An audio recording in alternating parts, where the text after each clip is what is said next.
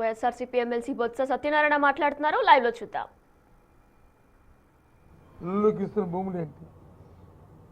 ఆ రోజు Adani data centre వచ్చి మేము ఆ రోజు దాన్ని పెట్టడము ఆ కార్యక్రమంలో జరిగిన ఎంఓఏలే కదా ఇవాళ అక్కడికి వచ్చిన ఏదైనా సరే గూగుల్ సెంటర్ వస్తుందంటే దానికి అదే కారణం కదా.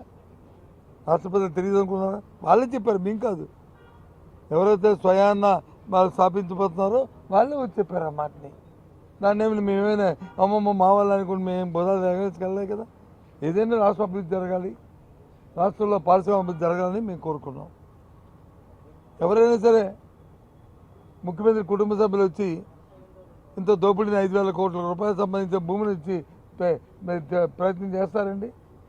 అలాగే చూస్తే ఏం చేస్తాం? నో, ఇది సాంప్రదాయం కాదని చెప్పి పక్క పెడతాం. స్వయంగా ఆ సంస్థ గీత సంస్థ అధినేతే కాదు 5,000 కోట్లు కాదు 1,000 కోట్లు దాని అంటే 1,000 కోట్లు అంటే ఏమీ కాదు వాళ్ళకి. 1,000 కోట్లు అంటే ఏమీ కాదు వాళ్ళకి. ఆ రకంగా మొదటి ప్రశ్నకి సమాధానం కానీ రాష్ట్రపతి అందరినీ కోరుతున్నాను, చూడమంటున్నాను వాళ్ళ దానికి తత్వం ఉందో ఏ రకంగా దోపిడీ జరుగుతుంది ఈ రాష్ట్రంలో. ఇక రెండో ప్రశ్నకు వచ్చాం. సామాన్యుడికి పెన్షన్ ఇచ్చే అంశం. 60 సంవత్సరాలు నిండిన వృద్ధులకి, మహిళలు కానీ పురుషులు కానీ ఎవరైతే అర్హత ఉన్న వాళ్ళకి పాటు ఎవరైతే భర్తలు చనిపోయిన భార్యలు ఎవరైతున్నారో వితంతులు ఎవరైతున్నారో వాళ్ళకి ప్రభుత్వం వచ్చి 19 నెలల కాలం అయింది. ఏ ఒక్కరికైనా ఇచ్చారా? కొత్త పెన్షన్ ఒకటి ఇచ్చారా అని అడిగాం.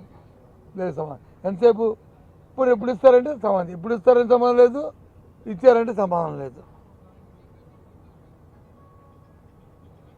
ఇచ్చారంటే ఇవ్వలేదని చెప్పరు. ఇప్పుడు ఎప్పుడు ఇస్తారు అంటే ఇస్తాం, అందరికీ ఇస్తాం. ఎప్పుడు ఇస్తారంటే ఇస్తాం. ఈ రకమైన సమాధానం ఈ ప్రభుత్వం తాలూకా చిత్తశుద్ధి, ఈ ప్రభుత్వాల పరిపాలన విధానం ఏ విధంగా ఉందో రాష్ట్ర ప్రధానికి ఆలోచించమని కోరుతున్నాను. చాలా దురదృష్టం, చాలా ఇబ్బంది పడుతున్నారు ప్రజలందరూ కూడా ఈ పరిస్థితిలో. ఇక గవర్నర్ గారు ప్రసంగం మీద ఒక డిస్కషన్ వచ్చింది. ఆ సభ్యులు మా అధికార పక్షం వాళ్ళు ఏం మాట్లాడారు, ఊరికే వాళ్ళు డంకా కొట్టుకున్నారు, డబ్బా కొట్టుకున్నారు. సరే అన్న మా సభ్యుడు చంద్రశేఖర్ రెడ్డి మాట్లాడాడు. ఆయన మాట్లాడి చెప్తే అది కాదు అంటారు. అమ్మఒడి గురించి వచ్చింది, అదే ఇప్పుడేది దాన్ని తల్లికి వందనం ఇప్పుడు ఉన్న ప్రభుత్వం పేరు, మా ప్రభుత్వంలో మేము అమ్మఒడి పేరు. నేను 1,00,000 మందికి ఇచ్చాం, అందరికీ ఇచ్చామన్నారు. సరే మీరు చెప్పారు, కానీ గత ప్రభుత్వం వచ్చి 15,000 ఇస్తా అని చెప్పి మెయింటెనెన్స్ కానీ 2,000 రూపాయలు తీసింది, 13,000 ఇచ్చింది. మేము వస్తే మాత్రం 15,000 పూర్తిగా ఇస్తాను, ఏ ఒక్కరికైనా 15,000 ఇచ్చారా అనేది మా సభ్యుడు అడిగాడు. దానికి సమాధానం లేదు, లేకపోతే నేను లేచి ఒక మాట చెప్పాను.